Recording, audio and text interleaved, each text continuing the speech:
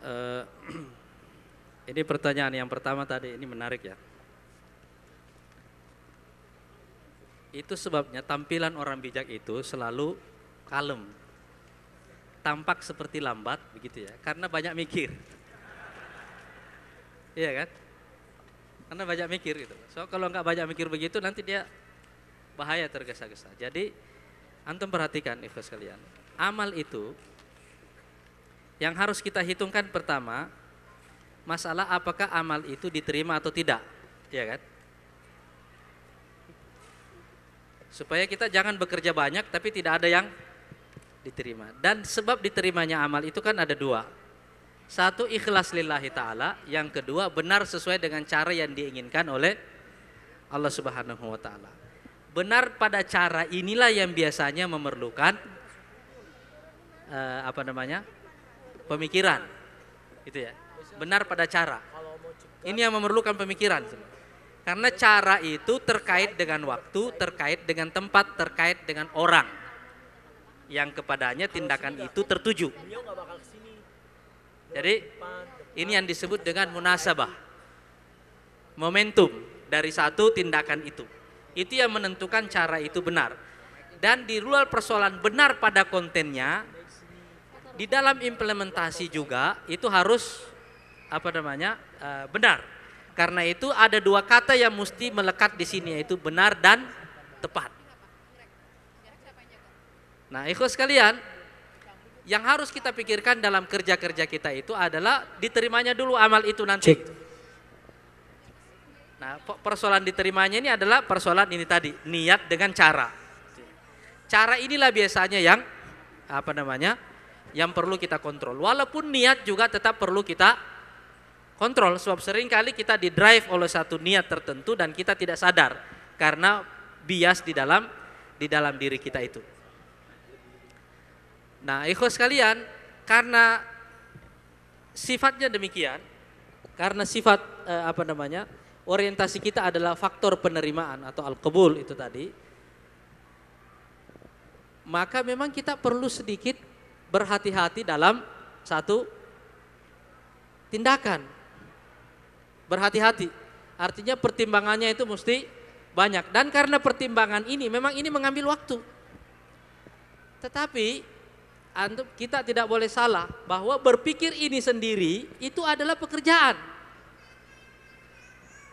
Waktu kita memikirkan untuk melakukan sesuatu, memikirkan itu sendiri itu juga pekerjaan dan itu juga ibadah. Jadi tidak ada yang ditolak di sini, tidak ada yang sia-sia. Jadi jangan pikir waktu berpikir itu tidak ada dalam catatan pahala sehingga kita kehilangan waktu, enggak. Begitu juga waktu kita bekerja, jangan juga berpikir bahwa kita tidak berpikir waktu itu. Enggak, karena proses pekerjaan berpikir itu tidak mesti dipisah dengan pekerjaan. Nah, dari penjelasan ini ikhwas sekalian, sekarang kita masuk, makanya Imam Ghazali mengatakan tahapan pengetahuan itu ada 3. Nah, ini selalu 3 ini. Yang pertama ilmu teori. Yang kedua itu implementasi. Yang ketiga ini yang paling tinggi, namanya pengalaman. Namanya pengalaman. Nah, ikhwas sekalian, kadang-kadang teori yang kita pahami atau ilmu yang kita punya itu bisa benar, bisa salah. Ilmunya sendiri salah. Bisa juga teorinya benar, cara kita memahami yang salah. Iya kan? Bisa juga teorinya benar, cara kita memahaminya benar, kita gunakan untuk hal yang salah. Iya kan? Nah, kalau kita masuk dalam implementasi, bisa karena cara kita memahaminya salah, implementasinya salah. Bisa karena cara kita memahaminya benar, implementasinya salah. Karena kita salah menghitung waktu, salah menghitung dan seterusnya kan? Bisa. Dan karena itu ini ada perdebatan dalam situasi-situasi seperti ini. Nah, jadi penerapan ini sendiri itu adalah satu fase. Tapi kalau kita sudah menerapkan banyak ilmu terus-menerus seperti itu, akumulasinya dalam jangka waktu tertentu, itu yang disebut dengan pengalaman. Biasanya pengalaman ini yang membuat kita bijak. Makanya pepatah Arab mengatakan, sebodoh-bodohnya orang, nanti kalau dia tua, umumnya dia juga jadi bijak. Kenapa? Ditempa oleh pengalaman hidup yang panjang. Iya kan? Nah, sekarang coba antum bayangkan, kalau kita melakukan sesuatu tidak didorong oleh ilmu, tidak dibimbing oleh ilmu, kira-kira peluang benarnya atau salahnya lebih besar mana? Hah? Kalau kita memahami sesuatu lalu kemudian salah dalam implementasi, itu kan juga mesti kita ulangi. Sekarang ambil contoh misalnya dalam dunia politik. Kita memahami bahwa Islam itu adalah sistem kehidupan yang paripurna, yang komprehensif. Ya kan? Itu teorinya kan? Bagaimana kita menerapkan komprehensivitas Islam itu dalam kehidupan? Kita bikin gerakan. Ya kan? Kita bikin pergerakan. Pergerakan ini bergerak di dalam semua lini kehidupan. Mungkinkah di dalam proses penerapan itu kita salah? Hah? Mungkin. Waktu kita salah, yang salah ini teorinya atau penerapannya? Hah? Bisa di penerapannya. Dan karena ada peluang benar dan salah seperti ini, ada peluang salah seperti ini, di dalam Islam ada satu mekanisme yang disebut dengan mekanisme perbaikan berkesinambungan. Itulah yang disebut dengan taubat. Taubat itu artinya apa? Kembali. Jangan-jangan kita salah.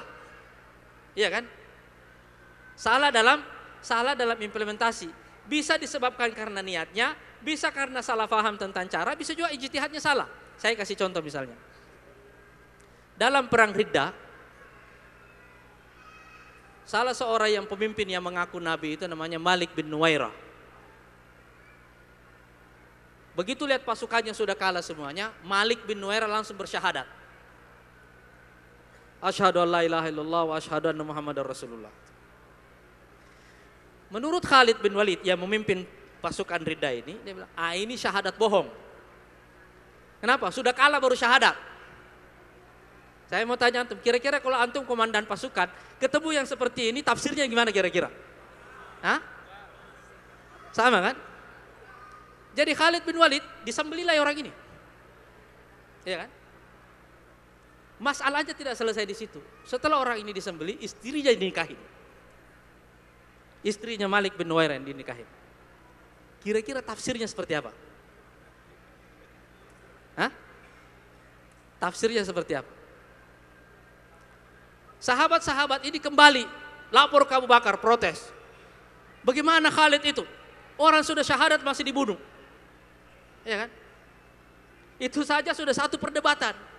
Nah, menikahi istrinya itu perdebatan kedua. Umar bin Khattab juga datang protes ke Abu Bakar. Ini nggak bisa diterima. Orang sudah syahadat, mau bohong, mau jujur itu bukan urusan kita. Tapi yang penting orang sudah syahadat. Tapi ini kan ijtihad lapangan. Iya kan? Ini ijtihad lapangan namanya. Apa yang kita lakukan kalau orang itu salah dalam melakukan ijtihad lapangan?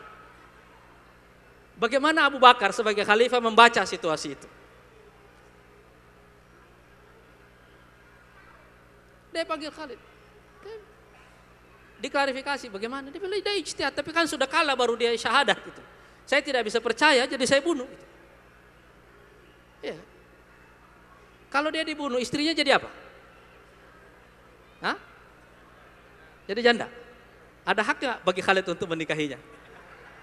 Adalah kan? Masa tidak ada gitu kan? Memang kebetulan istrinya katanya terkenal sangat cantik, jadi itu juga bias yang lain gitu. Iya kan? Apa yang dilakukan Abu Bakar? Dia pertahankan Khalid, tetap suruh jadi komandan pasukan. Ada itu bias, tidak kesalahannya tidak definitif. Iya kan? Pada kali yang kedua, satu pertempuran di mana para hufaz itu banyak dibunuh, Khalid melakukan hal yang sama. Dia bunuh banyak orang, tapi setelah cuma waktu itu syuhada kaum muslimin terlalu banyak. Kalau saya tidak salah jumlahnya lebih dari 1000 orang. Lalu kemudian setelah itu dia menikah lagi gitu kan di situ. Nah, Tapi perhatikan, menikah itu bukan kesalahan itu. Iya kan? Dia punya hak kok. Dia punya hak. Cuma menikahnya ini, waktu jumlah syuhada ini terlalu banyak itu. Orang protes lagi, gimana caranya Khalid ini menikah terus? Tapi menang perang. Cuma dia nikah lagi gitu. Orang protes lagi, tapi Abu Bakar tidak mengambil tindakan apa-apa. Cuma kirim surat kepada Khalid bin Walid. Tega benar kau menikah sebelum darah para syuhada itu kering. Itu teguran. Tapi setelah itu dikirim lagi, pimpin pasukan terus. Coba kita lihat. Nah, sekarang kita lihat lagi dalam penerapan Rasulullah. Sebab kekalahan dalam perang Uhud itu apa? Hah? Pasukan panah. Ini pasukan musyrikin sudah kalah, lari terbirit-birit. Ini pasukan panah sengaja disuruh diam di situ sebagai pertahanan cadangan. Memang tidak ikut tempur. Tinggal di situ, jangan-jangan ada musuh dari belakang yang kita tidak tahu. Suruh tinggal di situ. Tapi pasukan ini sudah kalah, semuanya sudah lari. Orang mulai berebut harta rampasan. Ini pasukan panah bisik-bisik sesama mereka. Ini kalau kita diam terus di sini, nanti harta rampasan habis terbagi, kita nggak dapat apa-apa gitu loh. Kan udah kalah, udah lari mereka semuanya. Ngapain tinggal di sini? Tapi perintah Rasulullah, jangan bergerak dari tempat itu sebelum saya kasih perintah. Cuma nggak tahan mereka, akhirnya lari ikut kejar. Waktu lari ikut kejar ini, saya pernah lihat persis daerah ini dan saya melihat gambarnya dalam peta itu ya. Begitu Khalid bin Walid lari, pasukannya lari semua, dia lihat ini pasukan panah hilang. Sudah turun ke bawah, jadi pertahanan belakang tidak ada. Khalid memutar balik. Persis dari atas gunung itulah dia menyerang kembali kaum muslimin. Dan syahid dari kaum muslimin itu 70 orang. Sekarang coba kita lihat cara Rasulullah menangani masalah. Pernah nggak ada teguran kepada pasukan panah yang karena harta rampasan itu, maka jumlah syahid jadi 70 orang? Nggak ada. Cari di dalam Quran tidak ada teguran bagi mereka itu. Tidak ada. Kenapa ikhwas sekalian? Orang salah tidak perlu ditegur. Dia sudah tahu dirinya salah. Nggak perlu ditegur. Kekalahan sudah terjadi. Memangnya kalau ditegur yang hidup, yang sudah syahid ini bisa hidup kembali? Iya kan? Tapi perhatikan, Quran mengajarkan mereka satu ilmu baru. Dari peristiwa ini. Dari peristiwa ini, Allah justru menjelaskan kaidah kemenangan dan kekalahan. Yang kemudian nanti menjadi teori tentang siklus sejarah. Dalam filsafat sejarah. Wa tilkal ayyamu nudawiluha bainan nas. Tapi sebelumnya, qad khalat min qablikum sunanun fasiru fil ardi fanzuru kaifa kana aqibatul mukadzibin. Orang yang kalah ini tidak perlu teguran. Yang mereka perlukan itu adalah sumber keseimbangan jiwa.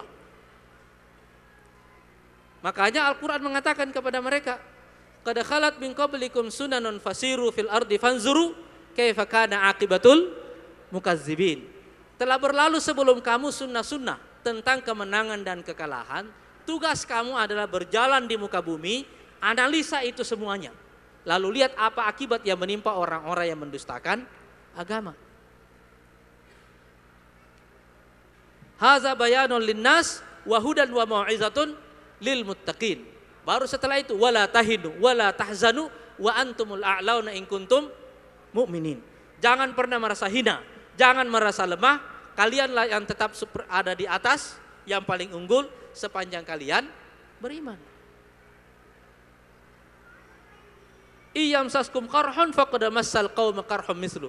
Kalau kamu terluka, orang lain juga sudah terluka. Wa tilkal ayyamu nudawiluha bainan nas. Itulah hari-hari kemenangan dan kekalahan kita gilir di antara manusia. Jadi orang kalah itu dikasih pelajaran tentang itu.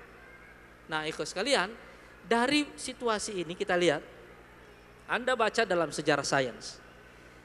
Dari mana asal usul metodologi eksperimen di dalam sains itu? Dari peradaban Islam. Dan asal usulnya dari ayat ini. Dari ayat ini. Nanti di kemudian hari, salah satu terapan dari ayat ini, fasiru fil ard, berjalanlah di muka bumi. Maka perhatikan di dalam sejarah Islam, sejarah para pengembara luar biasa banyaknya, iya kan? Karena perintah berjalan di muka bumi itu tadi. Orang menjadi rasional. Jadi waktu kalah jangan melo. Ya kan? Waktu kalah jangan jadi melankolik. Pelajari baik-baik kekalahan itu. Kenapa terjadi? Baca dia secara saintifik. Nah, tapi perhatikan dalam perang Badar. Begitu kaum muslimin menang, turun satu surat namanya surat Al-Anfal. Orang yang menang ini tidak perlu sanjungan. Dia perlu kritik. Dia perlu kritik. Makanya ayat pertama dari surat Al-Anfal itu adalah yas'alunaka 'anil anfal. Mereka bertanya kepadamu tentang harta rampasan. Orang kalah tidak perlu dikritik, kasihan dia. Yang menanglah yang perlu dikritik supaya dia tetap berada dalam keseimbangan jiwa. Nah, ikhwas sekalian, kalau kita kembali kepada proses perbaikan berkesinambungan itu tadi, sekarang kita lihat, maka yang perlu harus kita lakukan secara terus-menerus itu pada dasarnya adalah belajar secara terus-menerus dalam semua momen, dan kemudian jika ada kegagalan-kegagalan, lakukan perbaikan berkesinambungan. Itulah yang disebut dengan taubat. Taubat itu bukan hanya mengandung unsur pengakuan atas dosa, bukan. Tapi juga taubat itu adalah menyempurnakan kekurangan-kekurangan sepanjang amal itu kita lakukan. Makanya begitu kita selesai sholat, apa kalimat pertama yang kita ucapkan? Astagfirullah. Apakah kita baru melakukan dosa? Kan tidak.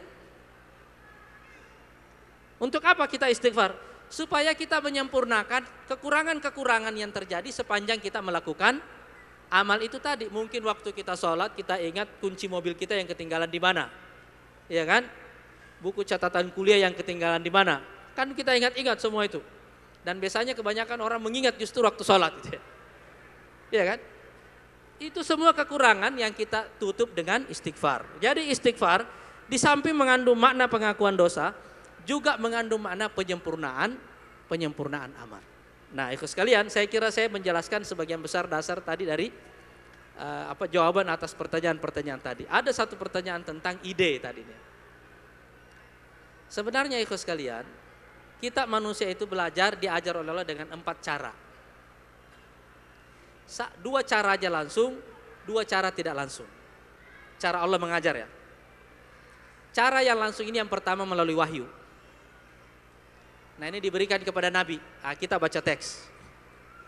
Cara yang langsung yang kedua diberikan kepada orang tertentu selain Nabi, namanya ilham. Nah, kita punya hak untuk dapat ilham. Kalau kita terus-menerus meminta dari Allah Subhanahu wa taala. Umar bin Khattab itu disebut sebagai ar-rajulul mulham. Itu adalah orang yang diilhami. Caranya gimana? Kita perlu terus-menerus meminta ilham, namanya istilham. Makanya ada doa Allahumma alhimni. Nah, doa-doa ini antum perlu perbanyak. Dalam sholat, sesudah sholat antum perlu perbanyak Allahumma alhimni. Allahumma alhimni. Kalau antum menghadapi situasi, Allahumma alhimni. Ilhamkan kepada saya perkataan, tindakan atau keputusan yang tepat dalam situasi seperti ini. Allahumma alhimni, Allahumma arsyidni, Allahumma saddidni. Itu adalah doa-doa yang dianjurkan oleh Rasulullah SAW. Nah, kalau kita mencari ide sumber pengajaran dari Allah yang kedua yang tidak langsung, itu melalui penalaran, satu lagi melalui observasi. Tapi ini masalah yang terlalu filosofis. Kalau antum pikirkan apa sumber ide yang membuat kita itu selalu terobsesi untuk melakukan hal-hal besar. Saya selalu mengulang-ulangi anjuran saya adalah sumber pembelajaran yang paling bagus itu adalah biografi. Sumber ilham yang paling bagus itu adalah biografi. Kenapa ikhwas sekalian? Karena biografi itu adalah saripati pengalaman, ilmu ketiga kalau dalam istilah Imam Ghazali. Bukan teori, bukan implementasi, tapi akumulasi dari teori dan implementasi. Saya tidak tahu apakah ini sudah diterjemahkan atau tidak, tapi ada satu biografi yang saya kira bagus buat kita semuanya. Biografi ini dari dulu selalu mengilhami saya. Judulnya Malamihul Inqilabil Islami fi Ahdi Umar bin Abdul Aziz. Fenomena revolusi Islam di masa Umar bin Abdul Aziz. Tapi ini adalah cerita tentang bagaimana Umar itu melakukan pembalikan situasi. Nah, memang ini cerita tentang pembalikan situasi ini, membalik arus, ini cerita yang harus kita ketahui. Ini satu seni baru yang harus kita kuasai, ikhwas sekalian. Nah, cerita bagaimana membalik arus. Dari bawah naik ke atas. Nah, itu sudah. Nah, ini seni yang harus kita kuasai. Seni yang harus kita kuasai. Saya tidak tahu ini sudah diterjemahkan atau tidak, tapi ini satu buku biografi terbaik yang pernah saya baca itu. Karena yang menulisnya ini bukan hanya sekedar sejarawan, tapi juga seorang sastrawan.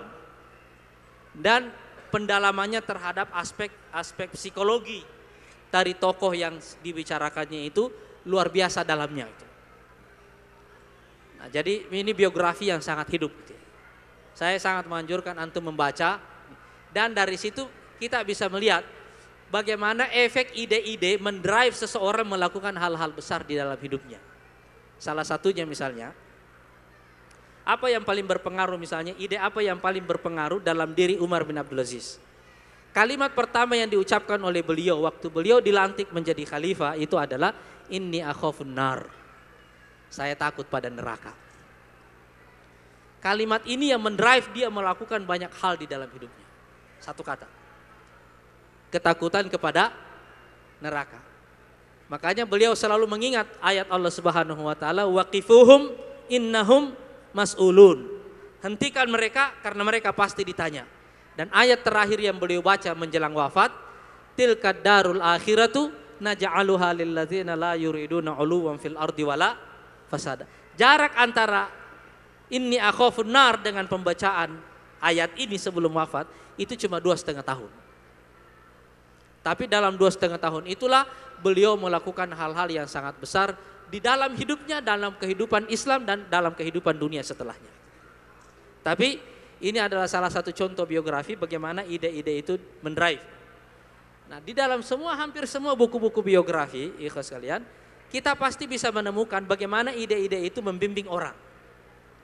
Kalau antum baca bukunya Bung Karno misalnya, Bung Karno Penyambung Lidah Rakyat, antum juga akan dapat bagaimana ide-ide itu membimbing semua perkataan dan perilaku Bung Karno. Kalau antum baca biografinya Bung Hatta, Anda juga akan tahu ide-ide besar apa yang membimbing Bung Hatta itu.